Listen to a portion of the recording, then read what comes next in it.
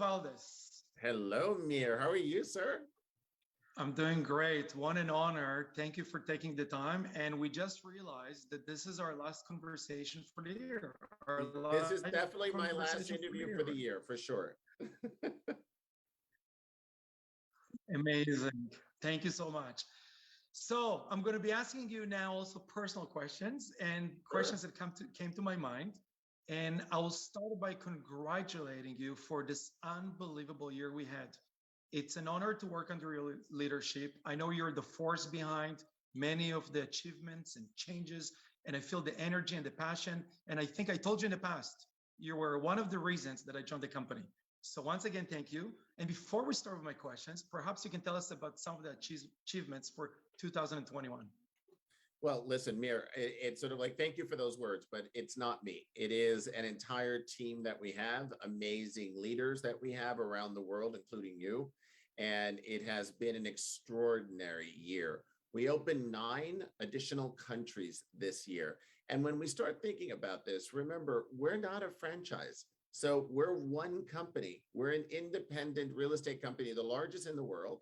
And we have to set up everything as though we were a local company. So we go and we set up the corporation, the banking, the finance, the accounting, the legal. And then we find the wonderful leaders like you, surround them with a wonderful team and be able to grow in that manner. The fact that we did that 9 times this year is extraordinary because we did all that without ever jumping on a plane. We did all of that remotely. We did all of that without having any offices. We did all of that with what is now the term that's used that everyone caught up to us of the metaverse. And now that Facebook has caught up to what we've been doing for the last 12 years, it makes it much more commonplace. So what we've been doing has been amazing accomplishments. And what the wonderful thing is that I think we started the year with about 40,000 agents. We are now well over 70,000 agents. We have an agent count growth of over 70% this year and growing in the last 10 days that we have here. So it's been an extraordinary story this year. Brokerage in the world right now. We are the largest independent brokerage in the world by transactions and agent count. Unbelievable. Let me start with the basics. I read your biography. You went on to Reology, where you became a senior vice president. You were handling 113 countries. You were handling different brands such as Century 21, Coldwell Banker, ERA, Better Homes and Garden, Corcoran, which I don't know how to pronounce it, and Sotheby's. You were a leader of this company, and you moved to EXP. I did. Can you tell us what led you to move to EXP? Sure. I was at Realogy for 15 years and built my entire real estate career there. And, it was a wonderful experience, some wonderful brands. And it was really an opportunity to grow internationally. And the lessons learned and the skill set that was created is unlike any other place. And so it's what allowed us to grow as quickly as we did. But one of the things that really sort of did it for me after 15 years there was, first of all, meeting Jason Gessing, our CEO, that I met when I sat on a international real estate panel with him now 2 years ago. And then a month after that experience, I got to meet Glenn Sanford, the founder of EXP, and Jeff Whiteside, our CFO. And the 3 of us had a meeting at Inman, which is a real estate conference in New York City. And it's one of the largest in our industries. And so the 3 of us were supposed to, well, the 4 of us were supposed to sit together for what was a 20-minute meeting. And we were there for a little over 2 hours. And oh my God. We just sat there and we started talking about and creating what an EXP Global might look like. And I just actually liked these people. I liked their vision. I understood what the difference was with this brand. And what it was that the agent became the brand, not the brand. And I love it. And so EXP simply became a global platform for an agent to create a global brand for them to succeed.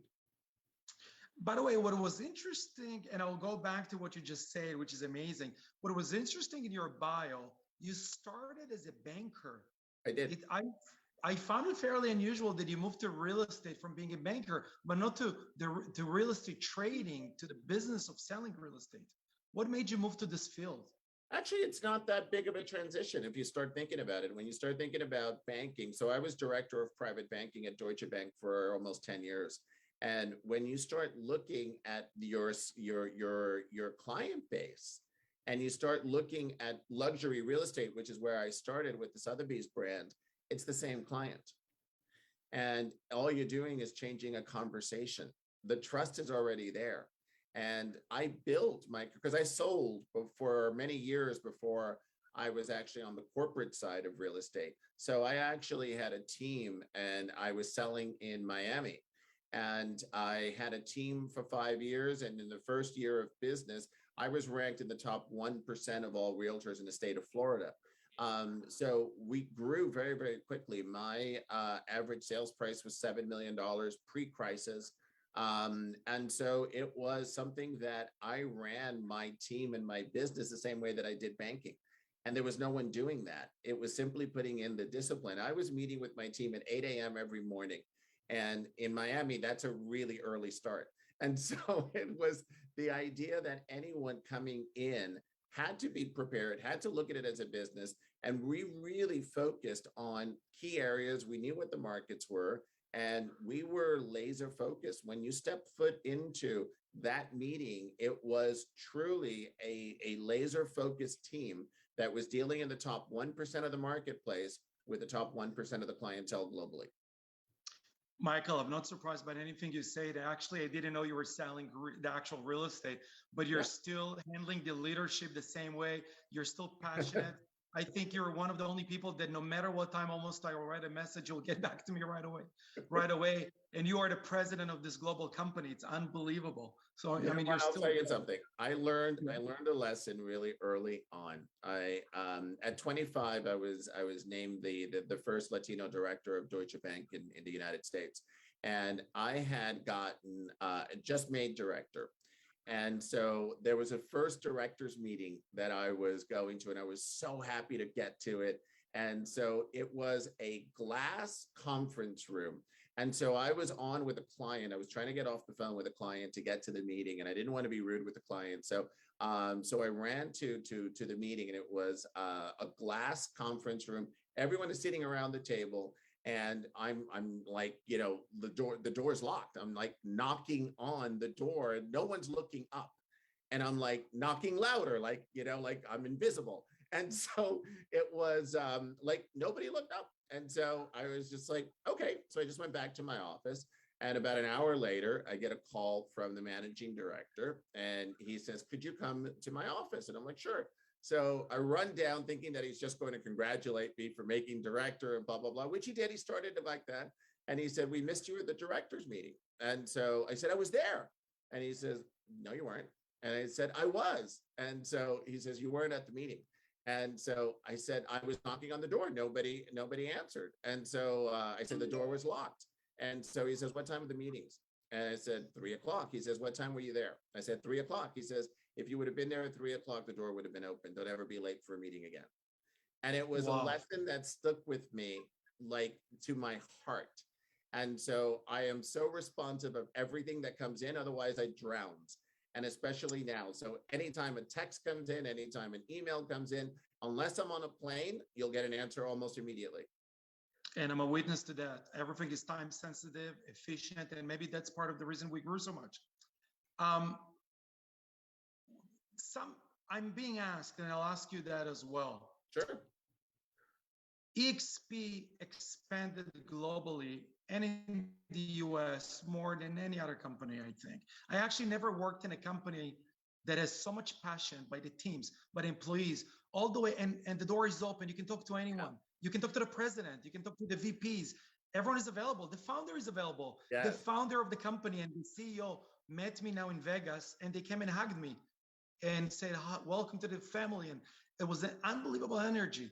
But then I'm being asked, what made EXP expand as rapidly as it does? What makes it so special? How do you think it expands like that? I think you just actually nailed it. It's the people. It's the idea that everyone is a shareholder of this company. So you're not an employee, you're not an agent, you're a shareholder of this company. It makes you think as an owner. It's a huge difference. It's a huge shift mentally. When you start thinking about something as I'm an owner of this, I don't work for a company, I own it. Because you're, as an agent, you earn shares of the company just by doing what you do every single day. So you earn shares on your first sale. You earn shares when you introduce somebody to EXP. You earn shares that are given to you. They're a gift. You're also allowed to purchase shares at a discount on every part of your commission up to a certain percentage. And so there are a lot of ways that you become an owner. So you're vested in the success of it. So your other agents that are part of EXP are not your competitors. They're your owners. And so I love it. everyone works together. And you're absolutely right. There are no gatekeepers. There is no, anytime that you want to jump into what is our metaverse, since everyone knows that term now, and you jump into EXP world, you can jump into my office, Glenn's office, anyone. And we will actually meet with anyone that comes in. There's no, I've never worked for a company like that. I worked for Realogy for 15 years and I was a senior vice president. I think I met with the CEO, I'm not exaggerating, maybe 4 times. And I just got back from a meeting with Glenn last night.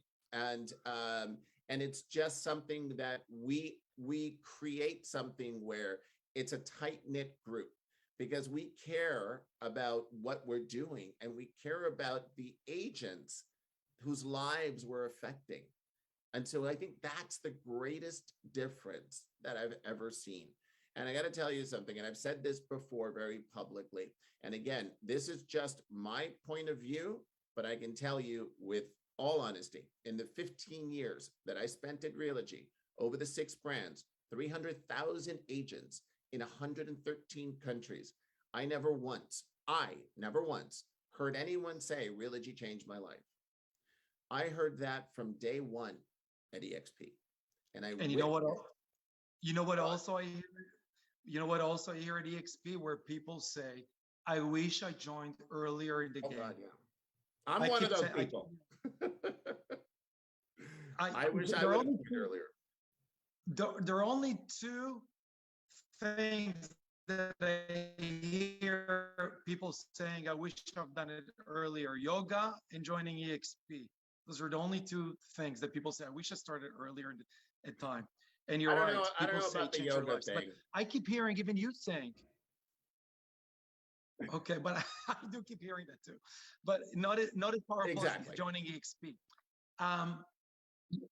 Not as powerful. But you and others, and yourself personally, you keep saying sometimes, we change people's lives. Can you elaborate on that? How do you change people's lives? How does EXP change people's lives? It is something, and Meir, I'm born and raised in New York, and I'm the most skeptical person ever. And whenever anyone ever sort of said that, I always sort of say, what are you talking about? And when I first heard it here, it wasn't something that I was expecting. And so I'm like, what did I just do? I thought I made the greatest mistake of like coming over it. I'm just like, this is a cult. What is going on here? And so then you start sort of seeing it and you really understand what it is. So there are 3 basic principles to the EXP model in every country that we're in: a very healthy commission split, the ability for someone to earn stock in our company, which is a NASDAQ traded company, just by doing everything that you do every single day. And then the third part is earning another residual income by simply introducing the EXP story to other people for them to experience as well. Those 3 things are actually changing people's lives because of the amount of wealth that they're able to build within this corporation. And when you actually started seeing people in person, because remember, we were dealing very remotely for the last almost 2 years now. And when you actually started going into events in person and you started seeing these people, and Meir, people would just come up and just start sort of like sobbing and thanking you for EXP. And I said, I've only been here a year. And so it was the idea that it's changed their lives, and they tell very personal stories. There is a wonderful agent who shared a story of the fact that she did not have any health insurance, and she was diagnosed with breast cancer, and she was not able to afford the operation that she needed, which saved her life, had it not been for revenue share. And it literally saved her life. And so there are countless stories of this. Remember, we're 70,000 agents strong. We're the largest agent count of an independent real estate company in the industry. So these stories continue to be very prevalent, and they're almost becoming commonplace. And when you actually start doing that and people will start telling you that story, there's no way that you can put that on a balance sheet. It doesn't exist. That is a story that truly changes someone's life. I agree. I met a lady in Vegas that said she sold some of her stock that she gained over the years, and she bought her mother a house. Yeah. And she was almost in tears. That was a true story. It's something you don't hear. A question. Yeah. Do you, and I think I know the answer now in Israel, but do you think EXP attracts different type of agents? Or EXP agents are a little bit different? Oh my God, they absolutely do. I got to tell you something. When we were looking at this project, like last year, for example, we opened up Mexico. And when we started looking at the people that we started talking to in Mexico, and when we started telling them what the model was, people were sort of saying, hold on a second, you're telling me that I can help not only myself and my family, but my community and my country. And when someone saw the greater aspect of what this was, I knew our success was guaranteed. And when we opened, and Mexico has been a great success story, we're just under 800 agents in less than a year. We're one of the fastest growing real estate companies in Mexico, because it wasn't about them. The moment that your focus is not inward, but outward, your success is guaranteed. And that's happening. Maybe it's time and maybe it's time also to mention that we give back to the community. We didn't start in Israel yet, but we're about to start. You want maybe to tell us a little bit about some of the activities we do? And I noticed, by the way, and I noticed also on a personal side, on your resume, you're you're sitting on many boards, you're giving back personally yourself too. But let's go back to EXP. EXP does give back to the community, right? We have a lot of programs that we do. We just became a 501c3, so we're a charitable foundation now with Extend a Hand, which is an organization that EXP does to help people around the world. We also participated with an organization called New Story that is focused on building homes for underprivileged families. And we were committed to building 100 homes in Mexico for underprivileged families.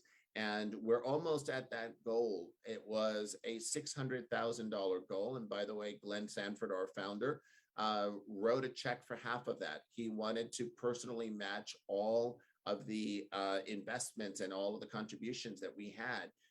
We have another thing that we did in South Africa, for example, where a portion of all the fees that we collect in South Africa are left as a social responsibility fund for the country. So EXP has a huge heart. And that really does make a difference, because it is something that is incredible to see. And we had a discussion today. We're about plans and ideas for giving back to the community in Israel as well. We'll talk about it in private, yeah, but we're definitely going to follow that in Israel. Giving back to the community is a key. It's very important. It's very important because, you know, it's the fact that EXP always, when we talk about our agents, we use the word family.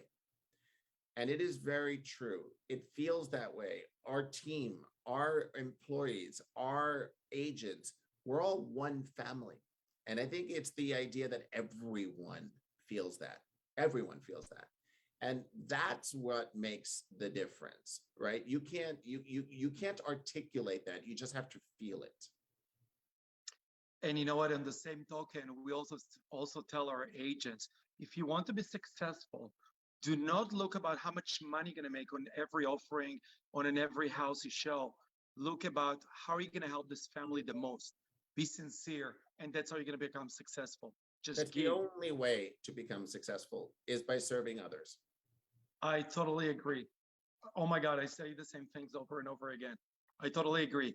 I'm changing a little bit the topic. We're open now in 18 countries. Yes. And some of my agents, Israel has a lot of immigrants from different countries. We have immigrants from Russia, from Argentina lately, Turkey. And I'm being asked, how do we choose where do we open next? So look, here's what we're sort of doing. We're building a global brand, right? So we started with some strategic countries that were larger countries.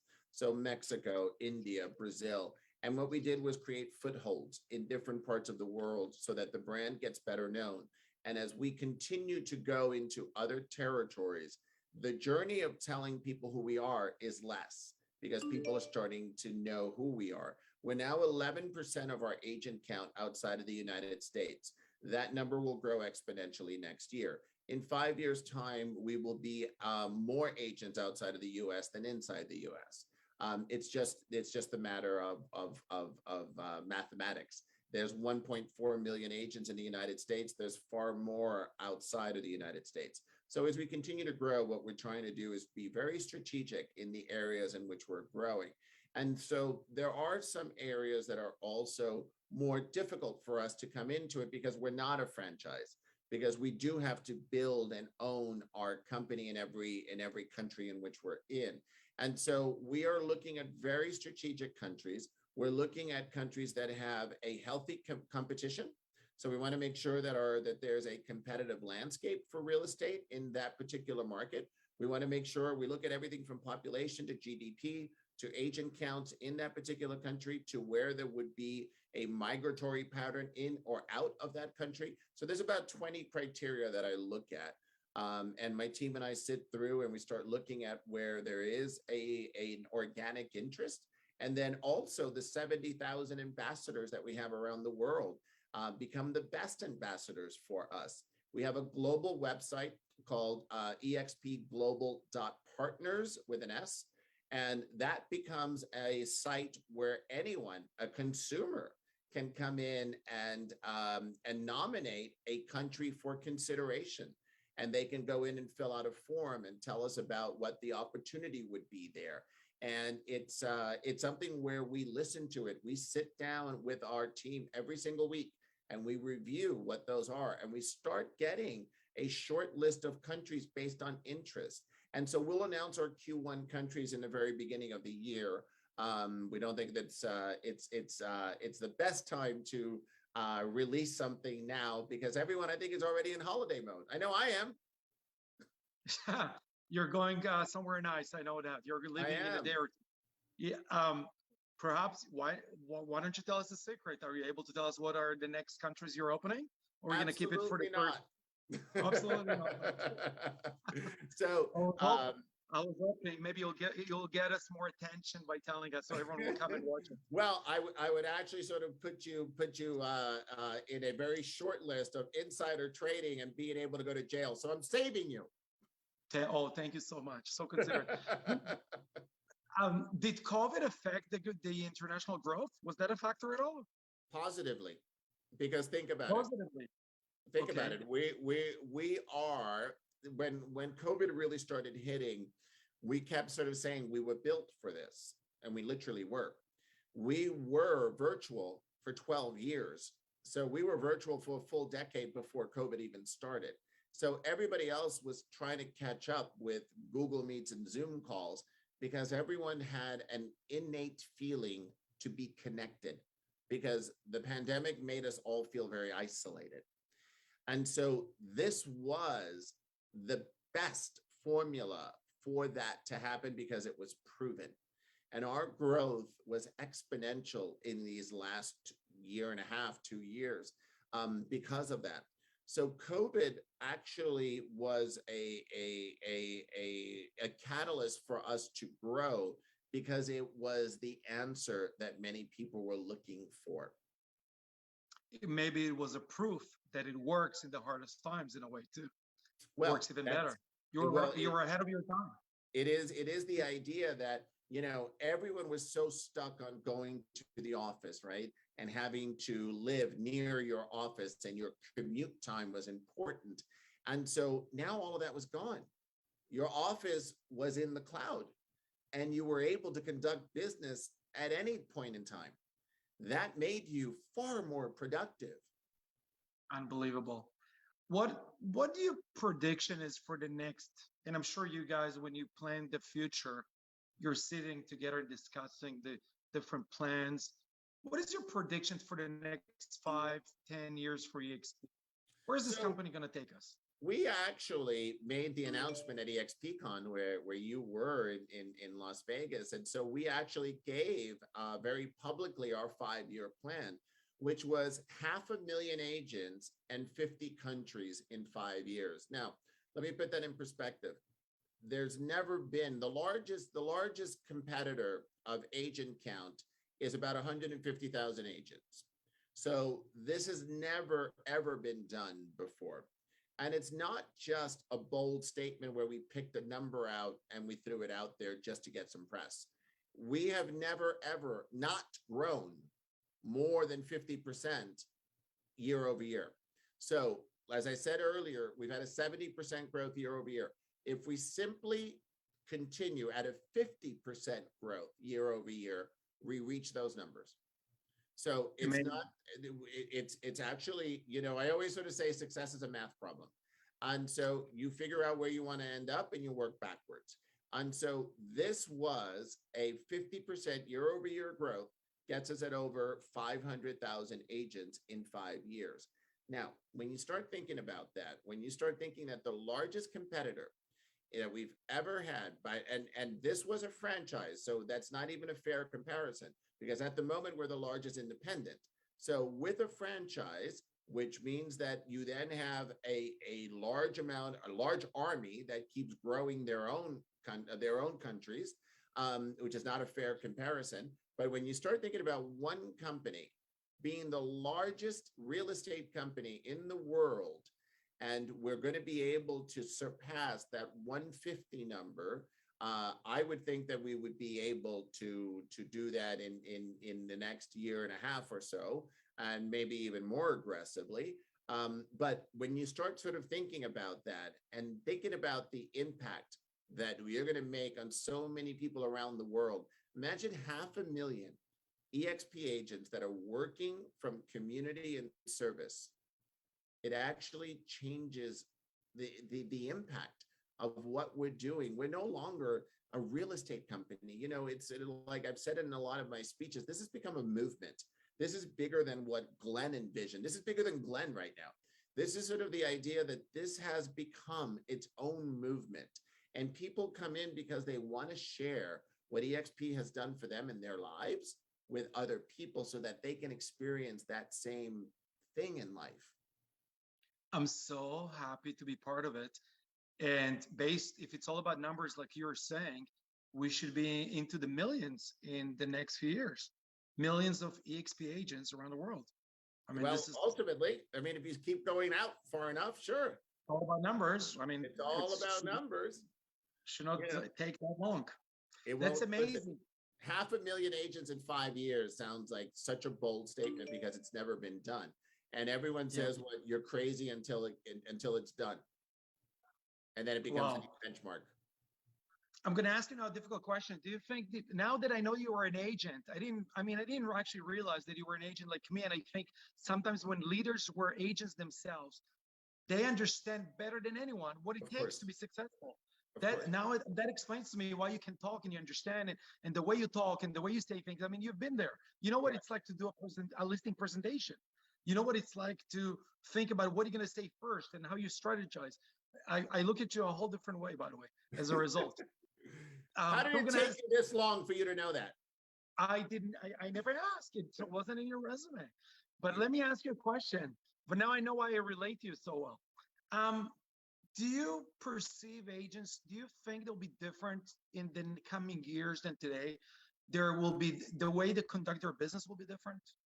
And that will lead me to the next question. Probably EXP is getting ready for that, I assume. So you know what? It's sort of like those that have entered the industry, say in the last 5, 7 years, they've not ever experienced a down market. And so I think that that is an injustice to that agent, because unless the agent has the skill set of really being able to negotiate, of really being able to put buyer and seller together, to understand that the only thing that sets the price is the market. We don't set the price as an agent. The buyer and the seller, that's who sets the price. And so unless somebody has the negotiating skills, they are simply an order taker. Because now in a lot of countries around the world, we're in a situation where real estate is really very hot. In the United States, for example, there's multiple offers in anything that you put on the market. That is not a real market. Markets are cyclical. Healthy markets are cyclical. We are in for a down market at some point. It is a cycle. And so when that happens, those agents really have to get those skill sets in order. It goes back to what we were saying earlier. If you're there from a point of view of service to both the buyer and the seller as the client, and you really are in it for their best interest, you will be fine. It is something that skill set becomes that. And remember, you also have to remember that you're in a community of peers in your industry. It doesn't have to be an EXP agent. Remember that you are carrying your reputation in whatever market you're operating in. I can't tell you, listen, I purchase a lot of real estate. I can't tell you how many agents don't even return my call and they know who I am. And it's sort of like, I want to put in an offer. And when I finally get them on the phone, they said, we've had 4 other offers. Have the decency to call back with somebody who's offering you money. Because when those other 4 offers are dead, I'm not going to take your call. I totally agree. I totally agree. Back to EXP, almost our final questions. Back to EXP. For any agent in Israel that is watching us, and we just launched, we're reaching now the 100 agent mark, and this is just the beginning. There's really big news coming out of Israel very soon. You will, some of it you know, and some of it, Michael, you're not aware yet, but this is taking off. I love it. But for any Israeli agent that is watching us, and maybe any agent around the world that is watching us, in Russia, in countries we didn't open yet, what is the big opportunity right now at this point? You know what? Look, I always sort of say, and by the way, I love Israel. I have been to Israel many, many times. And it was funny. The first time that I visited Tel Aviv, I felt, it was a really weird feeling. I felt as though I had been there before. And it was the moment that I even sort of was going through customs and sort of like that whole experience. And, you know, I have a lot of friends from Israel, and it's a country that is so full of love, and it's full of family first. And it is just always that sense of wanting to do for others. And I think that that is a very, very key thing for an Israeli agent, because that particularly is something that is inherent in you almost by birth. And it's a beautiful, beautiful thing and a beautiful quality to witness. And when you start looking at it from that point of view, when you start looking at the opportunity now, back to your question from an EXP global perspective, I simply say we're only getting started. We're only in 18 countries. I ran 113 countries in my other organization. So we're only getting started. We happen to be the largest real estate company in the world right now, independent, with 70,000 plus agents. But our goal is 500,000 in 5 years. And I am determined we're going to get there. So when you start looking at it and think, oh my God, it's too late, I've missed the boat, you haven't. First of all, you can't miss the boat of helping others and helping yourselves. That ship never sails. So there's never a bad time for it. But if you started to think, I can't build an organization here because you're already at 70,000 agents. We're only at 100 agents in Israel. We're in 18 countries. You just said that Israel is attracting a lot of other people from around the world. We're not in half of those countries that you mentioned. The opportunity is great for somebody to truly change their lives with EXP because I've seen it. Wow. When are you planning to come to Israel, by the way? Whenever you invite me, actually. You've never invited me, man. Okay. Well, when we reach 500 agents, we're planning to do a big event in Israel. And hopefully the entire management, global management team is going to come. And people ask me, who is in the management of EXP in Israel? And you know what I say? We have the few representatives. However, there is a whole global team, different teams and crews and advisors. There is a reason why it's so successful. There is such a big force Yes. that people here do not realize. They work for this one large corporation, And guess what? the American corporation. Those people that are asking who's in charge of EXP Israel, they are. That's a great Because answer. they become the owners of what we're doing. And they're the ambassadors of our story in Israel. And just imagine if an agent comes into EXP Israel, they can build a global brand for themselves in 18 countries now, in many more that are going to open next year and in years to come. And when you start looking at the fact that in 5 years' time, we'll be in 50 countries, that's extraordinary. And when you start building yourself, you're not the agent in Tel Aviv or in Jerusalem. You are the agent, not only in Israel, you are the global agent that happens to be in Tel Aviv or Jerusalem, but you're building a global business. And that's what's beautiful with this brand, with this opportunity, and with this platform. And I can tell you that I already made myself and my team friends. I have new brothers and colleagues from overseas. Well, you just had a success story, didn't you? Right. Tell that story. I mean, if it wasn't for EXP, I was exposed to an opportunity in Portugal, and I just happened to know somebody was looking to buy a certain property, a very large property. And if it wasn't for EXP, we wouldn't put a deal together. It's in the That's works. Extraordinary. It's coming together. I love And there are a few more on the way. I love it. Awesome. And I love the fact that I'm exposed to all those opportunities and people. And by the way, you mentioned how much you love Israel, which touched me. And I hope you don't mind I'm asking a personal question now. Please go. Which I wasn't sure if I should ask or not, but the fact that you're Latino comes up a lot. The fact that you're the only Latino, I believe, president of a publicly traded company in the real estate business. Correct. You're the first Latino director in the banking industry. Why is it so significant? Well, it's sort of like, I think it's significant because it's a huge part of the population in the United States, for example. It's over 50% of the population. And, you know, when you start sort of thinking a Latino first in anything, I think in 2021, about to be 2022 in a couple of weeks, there shouldn't be a first Latino anything. It should all be integrated. But the fact that it has to be sort of like, you know, brought attention to, so that that door remains open for others. Well said. Michael, you're an amazing individual, such a So are unique you, my person. brother. I'm so glad to work with your team and yourself. And you know, you have a huge following. I don't know if you realize. When I've been in Vegas, I realized what a following. You're a celebrity in our industry, and I'm learning so much from you. And today I've learned that you were an agent yourself. I mean, that's unbelievable.